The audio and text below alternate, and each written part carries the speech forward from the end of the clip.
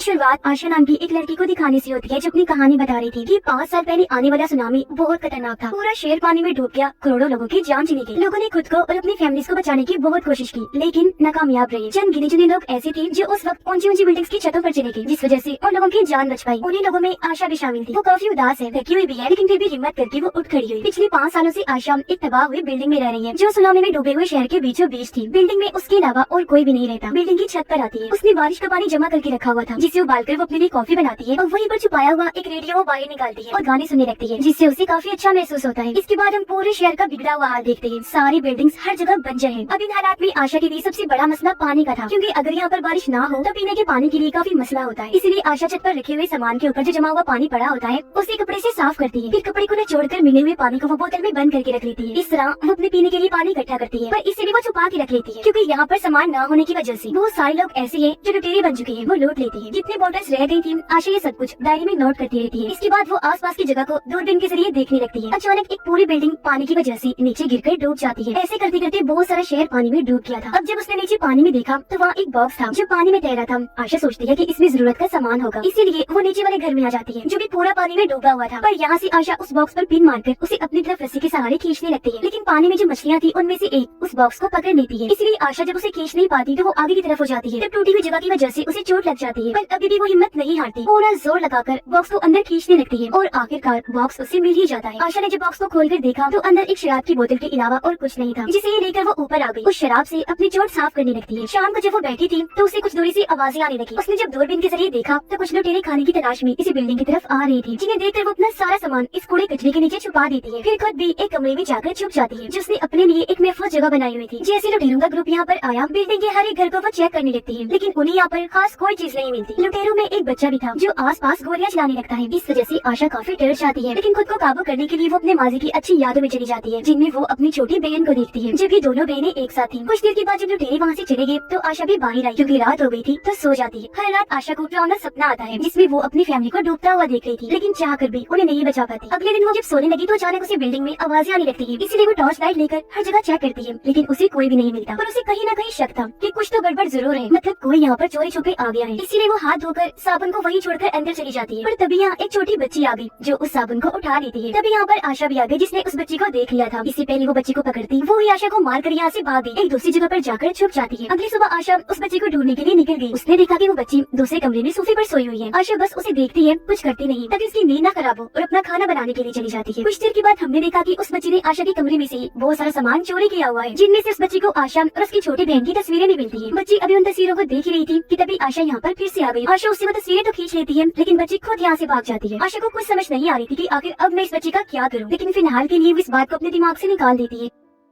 बच्ची अभी भी नीचे वाले कमरे में थी, जहाँ बहुत सारा पानी भरा हुआ था। आशा को भी क्योंकि उस बच्ची पर तरस आ रहा था, तो वो उस बच्ची के लिए नूडल्स बनाकर नीचे लेकर जाती है। पता नहीं बच्ची ने कब से खाना नहीं खाया, यही सोचकर आशा उसे नूडल्स देने लगती है। बच्ची आशा से नूडल्स नहीं लेती, इसलिए वो उन्हें वहीं रखती ऊपर अपने कमरे में चली जाती है। इसके बाद बच्ची भी उन्हें खा लेती है। अब अगले दिन वो बच्ची शुक्रिया के तौर पर आशा को वो सारा सामान लौटा देती है जो उसने आशा के कमरे से ही चुराया था। बच्ची खाने में आशा की नकल कर रही थी, मतलब नूडल्स कैसे खानी है, कैसे ऊपर करना है, जो देखकर आशा भी काफी हंसने लगती है। अब काफी वक्त के बाद आशा के चेहरे पर मुस्कुराहट आई थी, और क्योंकि काफी सालों से उसने किसी से बात नहीं की थी, तो फिलहाल वो बच्ची से भी कोई बात नहीं करती, और रात में अपने ही कमरे में उस बच्ची का भी बिस्तर अपने साथ लगा देती है। पर बच्ची को नींद नहीं आ रही थी, वो रोने लगती है, कहती है कि मुझे अपने मॉम डैड की बहुत याद आ रही है, जो देखकर आशा पहली बार उससे बात करती है। कहने लगी कि तुम घबराओ नहीं, हम तुम्हारी मॉम डैड को ढूंढ लेंगे। तभी हम बच्ची भी उससे बात करती है, कहती है कि मेरा नाम हाई है। जिसके बाद अगली सुबह आशा और आई दोनों छत पर चली जाती है। खेलती खेलती बच्ची दरवाजे की लॉक पर लगी टेप पट्टी को हटा देती है, जिससे देखते ही देखते दरवाजा बंद होकर पूरा लॉक्ड हो गया, जिसका मतलब था कि ये दोनों छत पर ही फंस गई है, जो देखकर आशा काफी परेशान होने लगती है। असल में इस दरवाजे का लॉक खराब था, इसलिए आशा ने लॉक पर टेप पट्टी लगाई हुई थी, लेकिन पट्टी के हटने से लॉक लगा और ये दोनों यहाँ छत पर ही फंस गई थी। अब आशा को परेशान देखकर हाई एक तार लेती है और उसकी मदद से दरवाजे को खोल देती है। आशा भी काफी चौंक गई, काफी खुश हो जाती है, मगर साथ में उसे समझाती भी है कि देखो यहाँ की हर एक चीज का मैंने सेटअप बनाया हुआ है, इसीलिए बिना पूछे किसी भी चीज को हाथ नहीं लगाना, ठीक है ना? और हाँ, यहाँ पर शोर भी बिल्कुल मत मचाना, वरना यहाँ पर लुटेरे आ जाएंगे। यहाँ पर हाई आशा को कहती है कि हमें यहाँ से निकलना चाहिए, आखिर हम कब तक यहाँ पर रहेंगे, यहाँ रहना किसी खतरे से खाली नहीं है, लेकिन इसके लिए वो साफ साफ मना कर देती है। कुछ देर के बाद आशा ने नोटिस किया कि जो खानदानी नेकलेस मैंने पहना हुआ था वो मेरे गले से गायब है। तो वो काफी परेशान हो गई, हर जगह उसे ढूंढने लगती है। उसे ये लगने लगता है कि वो जरूर हाई ने ही चुराया है। इसीलिए जब इस बारे में आशा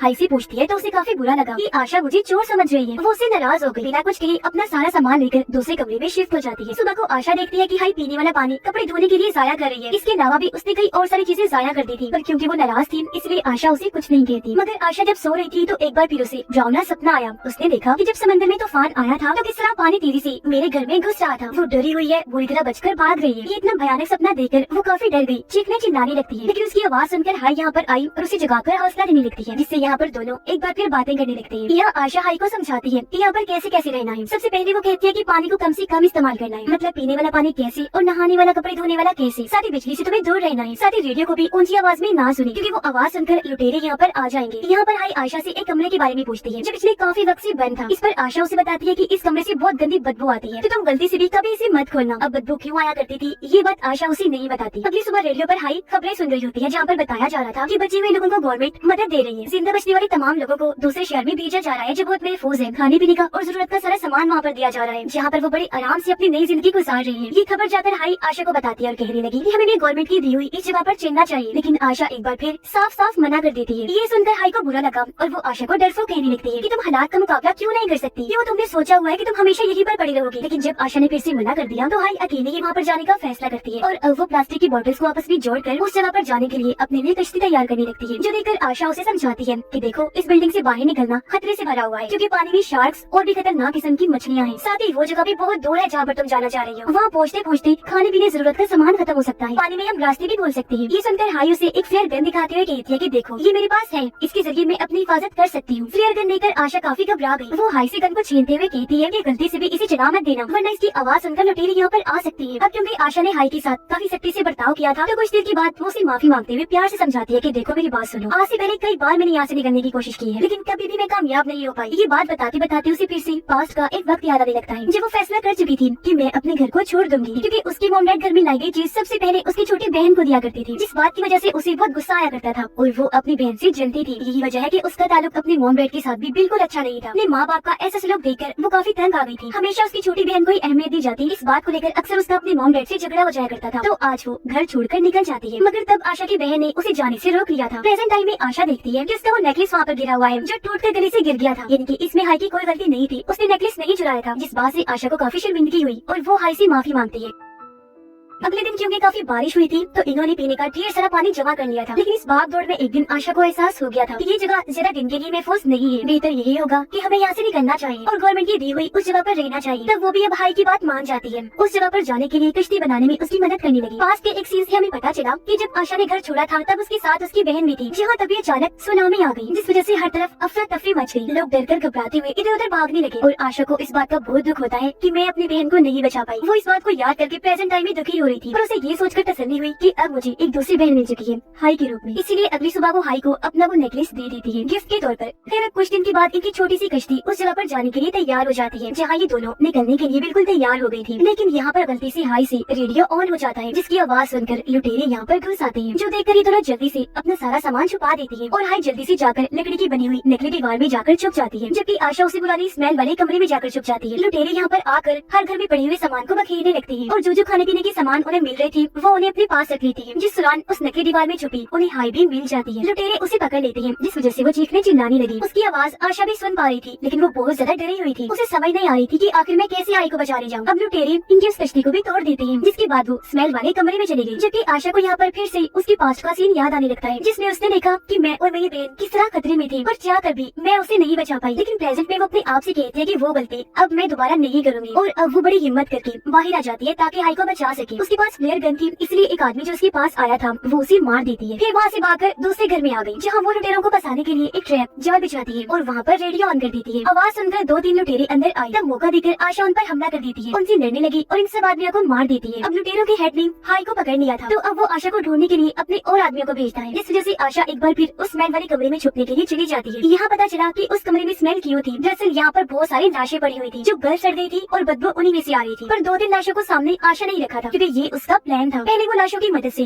लुटेरे को डराती है, जिसके बाद खुद सामने आकर उसे जान से मार डालती है। उसे खत्म करने के बाद आशा उसका चाकू छीन लेती है और उसके बचे हुए साथियों को भी मार डालती है। और अब वो पहुंच जाती है लुटेरों के हेड के पास, जो दरअसल एक शिपर था, जहाँ हेड के साथ भी आशा की काफी लड़ाई होती है, जिस दौरान ये तीनों ही गलती से पानी में गिर जाती है। अब इससे पहले शार्क यहाँ पर आती, आशा जल्दी से हाई को लेकर एक जगह पर जाकर छुप जाती है। और अब जब लुटेरा पानी में था तो यहाँ पर एक बड़ी सी शार्क आ गई, जो एक ही झटके में लुटेरे का काम तमाम कर देती है, जिंदा ही खा गई। जिसके बाद दोनों जल्दी से लुटेरों के शिप पर चढ़ गई, जिससे आखिरकार दोनों की जान बच जाती है। ये शिप काफी अच्छी थी, यहाँ पर खाने पीने और किसी चीज की तंगी नहीं थी। जबकि आशा इस रात पहली बार डरावने सपने के बगैर सो पाती है। सुबह जब दोनों उठी तो उनकी चेहरों पर मुस्कुराहट थी, क्योंकि अब उन्हें अपनी एक नई जिंदगी दिखाई दे रही थी। दोनों एक जगह पर खड़ी होकर उम्मीद भरी नजरों से आगे देखने लगती है। और इसी के साथ ही ये कहानी भी इधर ही खत्म हो जाती है।